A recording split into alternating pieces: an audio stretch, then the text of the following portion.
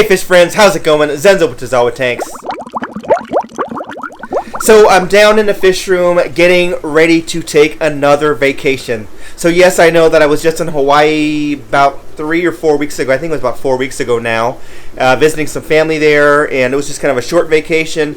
At that time, I had filmed a video talking about kind of how to prep for going on a vacation and gave some pointers as far as, feeding and temperatures and things like that. I'm not going to get into that today too much. I'm just going to talk a little bit about feeding or not feeding.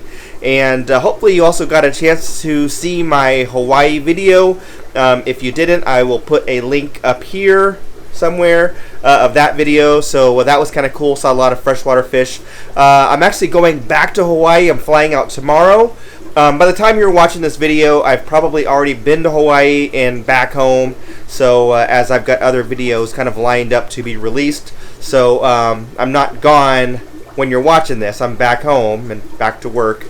But anyway, I don't know if I'm going to get a chance to film any fish while I'm in Hawaii this time because I'm going to a different island, and I'm going to the island of Kauai, and I don't know if that island has much freshwater fish to film. I know there's plenty of saltwater fish to film when I go snorkeling and things like that, but I don't know if there will be any freshwater fish. But I'll bring my camera gear and film if I see anything just in case. But anyway, I want to talk briefly about the fact that I'm not going to feed my fish. So I'm going to be gone for a week. So my fish are not going to eat for 7 days essentially. So Tuesday, Wednesday, Thursday, Friday, Saturday, Sunday, Monday will be 7 days. I might feed them Tuesday morning early, but basically they're not going to eat for 6 or 7 days in a row, and that's just fine. I do have some automatic fish feeders set up. So the general rule of thumb that I normally have is I feed my adult fish once per day. On most days, I will feed my juvenile fish twice per day, and then I'll feed my fry 3 times per day. Now, I can't really, time it that way and kind of have that schedule while I'm gone, but I am going to be feeding my baby fish. So down here I've got a couple of my fry tanks over here. I've got 5 more set up over there, or 4 actually, with fry. And in those tanks, what I am using are these little Penplax inexpensive feeders. You can get these on Amazon. You just clip them to the side of the tank. You can fill it up with whatever kind of dry food you want, flake or pellets, and then calibrate it to the amount that you want dumped. And then it will work on a battery, and it works like a clock. So it'll do a full rotation every 12 hours, and it will drop food. So they will actually be getting food twice per day, but they are the only ones. So down here in the fish room, there are 29 tanks now. So I actually just got another 75-gallon for free the other day from a customer. So maybe I'll set up another one. I don't know. I might build a rack over here in the future. But there are 29 tanks down here, and I've only got fish feeders, automatic feeders on 1, 2, 3, 4, 5, 6 tanks. So 6 out of 29 have feeders, and then the other 23 do not. So that means that those fish are not going to eat for a week, and they'll be fine. I've been kind of prepping them and giving them some extra food prior to the big water changes that I did earlier. I did some yesterday, and I did a few today. In the Mbuna tank, there is some floating, some spinach. I put some spinach in there. There's duckweed, and then all the Mbuna have duckweed floating in there. So that kind of does 2 things. It kind of helps with filtration a little bit, but also gives them a snack. The peacocks aren't going to have anything. They'll be fine. Upstairs in the display tanks, I've got an automatic feeder on the Tanganyikan tank because there is fry in that tank. And then I also have an automatic feeder on the Malawi display tank because it's all male, and that kind of helps reduce aggression a little bit. So that's about it. Down here in the fish room, I will be able to adjust the temperature. Right now it's 77.5 degrees because I have the dehumidifier turned off.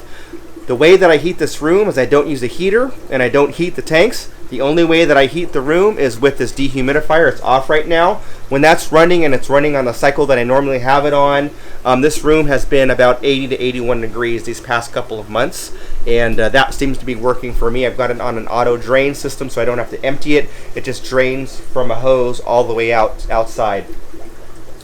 So what I will do is I will adjust the humidity level on the dehumidifier, so I will raise the humidity, which means that it won't kick on quite as much, and it will lower the temperature in here a little bit. So I'll probably keep it right around 77, 78 degrees. So it'll be a little bit cooler, which slows down the metabolism of the fish, so they aren't using as much fuel from their body mass and wanting or needing to eat. So anyway, that's about it. I'll just kind of walk you guys around real quickly, and here, I'll flip the camera around so you're not just staring at me.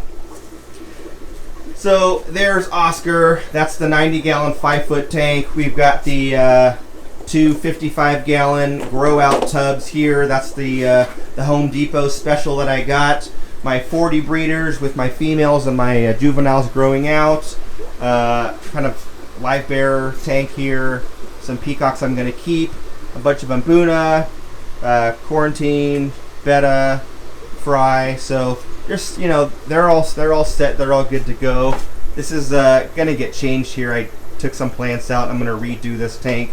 But anyway, as you can see, there's a lot of tanks down here, and not everybody needs to eat. You know, it's a lot easier to just know that your fish aren't eating, so you're not going to have any huge ammonia or nitrate spikes, and that way you'll also know that you're not having someone feed the fish too much and things like that. Before I go, I'll take you upstairs and show you a couple of the tanks and how I've got those automatic feeders set up. So here we are upstairs. I apologize about the glare. It's in the middle of the daytime right now, but anyway, this is the Tanganyikan tank, and if you remember, this is a tank that's full of the Neolamprologus multifasciatus, the shell dwellers, and I've got Burchardi in here. So this tank, one of my favorite tanks, it's always breeding. All their fish are always spawning. So I do have an auto feeder here. This is one of the better auto feeders. This is the Eheim. And then over here, this is the Malawi all-male tank.